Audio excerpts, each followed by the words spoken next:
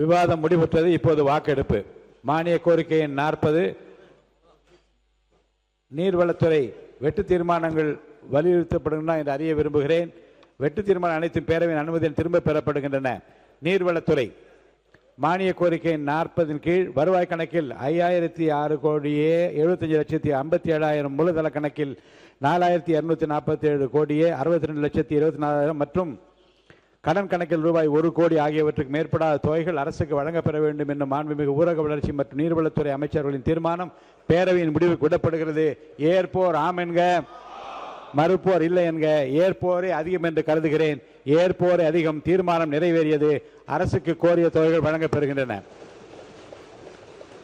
மானிய கோரிக்கை 42 ஊரக வளர்ச்சி மற்றும் ஊராட்சித்துறை வெட்டு தீர்மானங்கள் வலியுறுத்தப்படுகின்றனவா என்று அறிய விரும்புகிறேன். வெட்டு தீர்மானம் அனைத்து பேரவையின் அனுமதியில் திரும்ப பெறப்படுகின்றன. ஊரக வளர்ச்சி மற்றும் ஊராட்சித்துறை மானிய கோரிக்கை 42 வருவாய் கணக்கில் 33,970 கோடியே 32,57,000 மூலதன கணக்கில் ரூபாய் 5,638 கோடியே 9,15,000 மற்றும் கடன் கணக்கில் ரூபாய் 1 கோடி ஆகியவற்றுக்கு மேற்படாத தொகைகள் அரசுக்கு வழங்கப்பெற வேண்டும் என்று மாண்புமிகு ஊரக வளர்ச்சி மற்றும் நீர்வளத்துறை அமைச்சர்களின் தீர்மானம் பேரவையின் முடிவுக்கு விடப்படுகிறது. ஏற்போர் ஆம் என்க.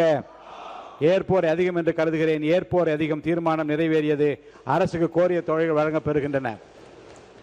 மானிய கோரிக்கை 29 சுற்றுலா கலை மற்றும் பண்பாடு சுற்றுலா பண்பாடு மற்றும் சிறப்பு முயற்சிகள் துறை வெட்டு தீர்மானங்கள் வலியுறுத்தப்படுகின்றனவா என்று அறிய விரும்புகிறேன். வெட்டு தீர்மானங்கள் அனைத்தும் பேரவையின் அனுமதியுடன் திரும்ப பெறப்படுகின்றன. சுற்றுலா கலை மற்றும் பண்பாடு சுற்றுலா பண்பாடு மற்றும் சிறப்பு முயற்சிகள் துறை மானிய கோரிக்கை 29 கீழ் வருவாய் கணக்கில் 375 கோடியே 43,37,000 மூலதன கணக்கில் ரூபாய் 397 கோடியே 61,31,000 மற்றும் கடன் கணக்கில் ரூபாய் 2 கோடி ஆகியவற்றுக்கு மேற்படாத தொகைகள் அரசுக்கு வழங்கப்பெற வேண்டும் என்று மாண்புமிகு சுற்றுலாத்துறை அமைச்சர்களின் தீர்மானம் பேரவையின் முடிவுக்கு விடப்படுகிறது. ஏற்போர் ஆம் என்க, மறுப்போர் இல்லை என்க. ஏற்போர் அதிகம் என்று கருதுகிறேன். ஏற்போர் அதிகம். தீர்மானம் நிறைவேறியது. அரசுக்கு கோரிய தொகைகள் வழங்கப்பெறுகின்றன.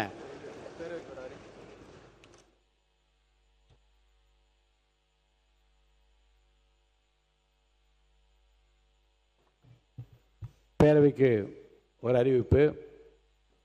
விவாதத்தில் கலந்து கொண்டு பேசுகின்றவர்கள் முதலிலே பேசுகின்றவர்கள் அதிகமான நேரத்தை எடுத்துக்கொள்ளுகின்ற காரணத்தினாலும் அடுத்தடுத்து பேச வருகின்ற அதே நேரத்தை கேட்க விரும்புகின்ற காரணம் இப்போதே மணி 6:30 ஆகிவிட்டது.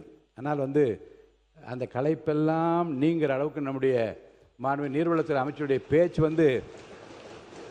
அவையில் இருப்போரை மட்டுமல்ல, கேட்டோர் பார்த்தோர் அத்தனை பேருடைய உள்ளத்திலும் நம்முடைய மாண்புமிகு முதல்வருடைய அந்த உயர்ந்த சிகரம், அவருடைய இமேஜ், ஆளுமை திறன் எப்படி இருக்கிறது என்பதை உலகோருக்கு உணர்த்துகின்ற விதத்தில் ரொம்ப உருக்கமாக பேசினார். கட்சியினுடைய வரலாறு மட்டுமல்ல, ஒரு தனி மனிதர் ஒரு தலைவராகிற போது அவர் எப்படி இருக்கிறார் என்பதை நாடே தெரிந்து கொள்கிற விதத்தில் மிக சிறப்பாக தன்னுடைய மானிய கோரிக்கையிலே மாண்புமிகு நீர்வளத்துறை அமைச்சர் அவர்கள் ஆற்றிய அந்த கருத்துக்கள் உள்ளத்தை தொடுவதாக இருந்தது. அவருக்கும் அதே போன்று இந்த துறையில் பங்கேற்று பேசிய நம்ம மாண்புமிகு பள்ளி கல்வித்துறை அமைச்சர் ராஜ்மோகன் சாரை பற்றி சொல்ல தேவையே இல்லை. தமிழை ஆண்டு கொண்டிருக்கிற ஆளுமை பெற்றிருக்கிற அவருக்கு என்னுடைய பாராட்டு. அதே போன்று நம்முடைய சுற்றுலாத்துறை அமைச்சர் அவர்களும் தன்னுடைய பங்களிப்பை சிறப்பாக செய்திருக்கிறார்கள். இதில் என்ன என்றால் இப்போதே 6:35 6:36 ஆகிவிட்டது. நாளை முதல் சில மாற்றங்களை செய்ய விரும்புகிறோம். அதில் விவாதத்தில் கலந்து கொண்டு பேசும் பிரதான கட்சிகளுக்கு 3 பேர் என்று சொல்லியிருக்கிறோம். திராவிட முன்னேற்ற கழகத்தின் சார்பில் 3 பேர், தமிழக வெற்றி கழகத்தின் சார்பில் 3 பேர், அனைத்து இந்திய அண்ணா திராவிட முன்னேற்ற கழகத்தில் 3 பேர் என்று இந்த 3 பேருக்குமே வாய்ப்பளிப்பது என்ற முடிவு இருக்கிறது. ஆனால் முதலில் பேசுகின்ற உறுப்பினர்கள் 15 நிமிடங்களுக்கு மிகாமல் பேச வேண்டும் என்கின்ற பொழுது மற்றவர்களுக்கு 10 நிமிடங்கள் தான் தரப்பட வேண்டும் என்பதும் இந்த நேர கட்டுப்பாட்டை உறுப்பினர் அனைவரும் கண்டிப்பாக கடைபிடிக்க வேண்டும். முதல் பெல் நான் ஒற்றை பெல் அடிக்கிற போது இந்த போக்குவரத்தில் போகிற மஞ்சள் லைட் எரியும்.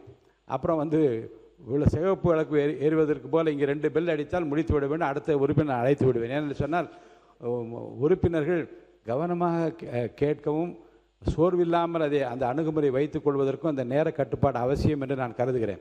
அப்போ ஏனோதானா என்று வந்துவிட்டு மெம்பர்ஸ் பிரசன்ட் என்று சொல்வதற்காக நாங்கள் வரவில்லை. ஆழ்ந்து சிந்தித்து கவனித்து செயல்படுவதற்குரிய வாய்ப்புகளை உருவாக்க வேண்டும் என்று சொன்னால் அதற்கு உரிய வகையில் நாம் செயல்பட வேண்டும். அந்த வகையில் நேரத்தை கட்டாயம் கடைபிடிக்க வேண்டும் என்ற அடிப்படை பிரதான கட்சிகளை தாண்டி மற்ற கட்சிகள் எல்லோருக்கும் எல்லா கட்சிகளுக்கும் எல்லா நாளும் வாய்ப்பு தர இயலாத நிலைமைகள்லாம் ஏற்படலாம். அதை பொறுத்து கொள்ள வேண்டும் என்று நான் கேட்டுக்கொள்கிறேன். இந்த புதிய அணுகுமுறை மானிய கோரிக்கை வருகிற போது அந்த மானியத்தை ஒட்டி இதுவரை பேசாத உறுப்பினர்கள் இதுவரைக்கும் அவைக்கு தங்கள் கருத்துக்களை தெரிவிக்காத உறுப்பினர்களுக்கும் அல்லது புதிய கோணத்தில் புதிய திட்டத்தை உள்ளத்தில் வைத்திருக்கிற உறுப்பினர்கள் அமைச்சர்களுக்கு அந்த மானிய கோரிக்கை கருத்துக்களை சொல்ல விரும்புகின்றவர்களுக்கு ஒரு மணித்துக்குள்ளாக ஒரு நிமிடத்திற்குள்ளாக சொல்வதற்குரிய வாய்ப்பு வழங்க வேண்டும் என்று விரும்பி. ஏனென்றால் நிறைய பேர்களுக்கு இந்த மானிய கோரிக்கை பேசுகிற வாய்ப்பு கிடைக்காது. 3 பேர் தான் ஒரு கட்சிக்கு என்றால் பிரதான கட்சிகளில் சிரமம் இருக்குது. நானும் பேச வேண்டும், நானும் போய் எல்லோரும் கேட்கலாம். அப்படிப்பட்டவர்களுக்கு மானிய கோரிக்கை நடந்து கொண்டிருக்கிற போதே ஒரு பேசி முடித்தவுடனே தனியாக எழுந்து கரங்களை உயர்த்துகிற போது மீண்டும் மீண்டும் பேசுகின்றவரே பேசாமல் புதிதாக கருத்துக்களை சொல்வதற்குரிய வாய்ப்பையும் உருவாக்க வேண்டும் என்று விரும்பி இருக்கிறோம். அதே போன்று 55 விதியின் கீழ் கவன ஈர்ப்பு தீர்மானம் நிறைய கொடுக்கப்பட்டிருக்கிறது. துறையிலிருந்து பதில் வந்த அந்த கவன ஈர்ப்பு தீர்மானங்களை எடுத்துக்கொள்வதை பற்றி சிறப்பு கவன ஈர்ப்பு தீர்மானம் எதை தீர்மானிக்கலாம் என்பதை பற்றி நான் ஆய்வு செய்து கொண்டிருக்கிறேன். கவன ஈர்ப்பு தீர்மானத்தில் முழுமையான விவாதங்கள் நடப்பதற்கு அரசிடமிருந்து பதில் வேணும், அமைச்சரிடம் பதில் வர வேண்டும். பதில் வராத நிலையில் மென்ஷன் பண்ணுவதற்கு அதை பதிவு செய்வதற்குரிய வாய்ப்பை உருவாக்க வேண்டும் என்று பெரும்பாலான உறுப்பினர் கேட்டுக்கொண்டே இருக்கின்றார். என்றால் அவசியம் கருதித்தான் இந்த 55 விதியின் கீழே கவன ஈர்ப்பு தீர்மானம் கொடுக்கப்படுகிறது. அவசியம் என்று கருதிய பிறகு நாட்கள் கடந்து விட்டால் அந்த அவசரமும் போய்விடுகிறது, அவசியம் போய்விடுகிறது. எனவே மென்ஷன் பண்ணுவதற்கு பதிவு செய்வதற்கு வாய்ப்பு தாருங்கள் என்று கேட்டிருக்கிறார்கள். அது எது அவசியம் என்று நான் கருதுகின்றனோ அவற்றை தகவலுக்காக நான் உங்களுக்கு முன்கூட்டியே சொல்லிவிடுவேன். வருகிற போது நீண்ட நெடிய பேச்சாக இல்லாமல் குறிப்பாக நீங்கள் கொடுத்திருக்கிற தீர்மானத்தை மட்டும் படிப்பதாக இருந்தால் அதை செய்வதற்குரிய வடிவைகளை காண்பதற்கு நான் ஆய்வு செய்து கொண்டிருக்கிறேன்.